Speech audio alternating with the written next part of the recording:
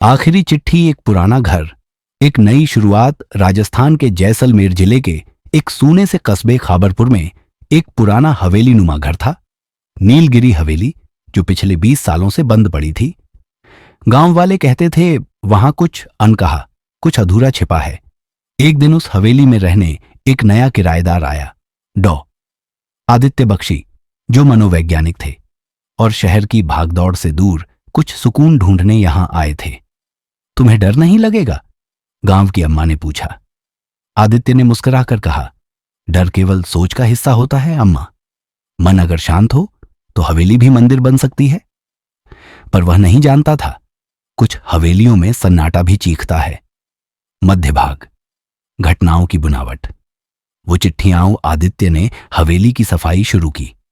एक कमरे की अलमारी के पीछे लकड़ी की दीवार में दरार सी थी, जैसे कोई रास्ता छुपा हो।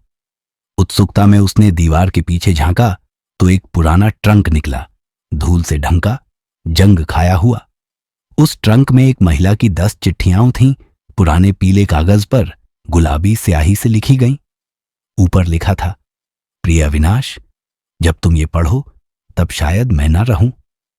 हर चिट्ठी में एक स्त्री की टूटती उम्मीदें थीं, उसका अकेलापन, उसका इंतजार और धीरे धीरे उसकी मानसिक स्थिति का गिरना। आदित्य चौंक गया। ये चिट्ठियां एक रमा नाम की महिला की थीं, जो हवेली की आखिरी मालकिन रही थी। लेकिन सबसे अजीब बात यह थी, अविनाश कोई जवाब नहीं देता था। धीमी जलन। रमा की परछाई चिट्ठियां पढ़ने के बाद हवेली में बदलाव महसूस होने लगे। दरवाजे अपने आप खुलते, कभी कभी कोई झुंझुनी सी हंसी सुनाई देती और आदित्य को लगता कोई खिड़की से झांक रहा है। एक रात चिट्ठी पढ़ते वक्त आदित्य की उंगलियां एक कागज पर रुक गईं। उस पर लाल स्याही में लिखा था, अगर वो मुझे जवाब दे देता तो शायद मैं जिंदा रह जाती। आदित्य के रोंगटे खड़े हो गए। रहस्य की तह में रमा कौन थी? आदित्य ने गांव के पुराने बुजुर्ग हरिशंकर जी से पूछताछ की। उन्होंने कहा, रमा ठाकुराइन थी साहब, हवेली की रानी। सब कहते हैं पगला गई थी। सारा दिन बाल खोल के खिड़की से देखती रहती। किसी अविनाश को चिट्ठियां लिखती रहती थी, लेकिन वो चिट्ठियां कभी जाती ही नहीं थीं। क्यों? आदित्य ने चौंक कर पूछा। क्योंकि हरिशंकर जी रुके। वो कोई चिट्ठियां भेजने ही नहीं देता था। कौन? आदित्य ने पूछा। उसका पति ठाकुर रघुवीर सिंह। क्लाइमेक्स, चरम बिंदु। चिट्ठियों की चीख। अब सब साफ हो रहा था। रमा ने अविनाश से प्रेम किया था, पर उसका विवाह जबरदस्ती ठाकुर से हुआ। ठाकुर रघुवीर सिंह ने उसकी सारी चिट्ठियां दबा दी, रमा की आवाज को मार दिया।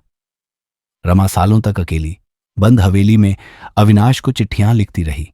ये मानती रही कि वह एक दिन जवाब देगा, और उसी इंतजार में उसकी मानसिक हालत बिगड़ती गई।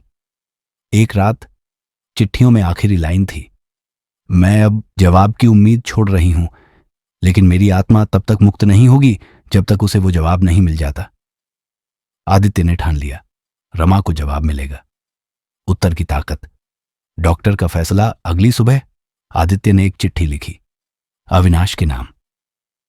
प्रिय रमा, मैं माफी चाहता हूं कि मैंने तुम्हारे इतने पत्रों का जवाब नहीं दिया। मुझे नहीं पता था कि तुम्हारा मन इतना टूट रहा था। काश मैं आता, काश मैं तुम्हारा हाथ थामता। पर अब मैं तुम्हें शांति देने आया हूं। तुम स्वतंत्र हो। तुम्हारा अविनाश। उसने चिट्ठी को मोड़ा, उसी ट्रंक में रखकर ट्रंक को पीपल के नीचे गाड़ दिया, जहां कहा जाता है रमा अंतिम बार बैठी थी। शांति और विदाई, आत्मा की मुक्ति। उस रात हवेली में हल्की सी ठंडी हवा चली, खिड़कियां अपने आप खुलीं और एक मीठी चंपा की खुशबू चारों ओर फैल गई।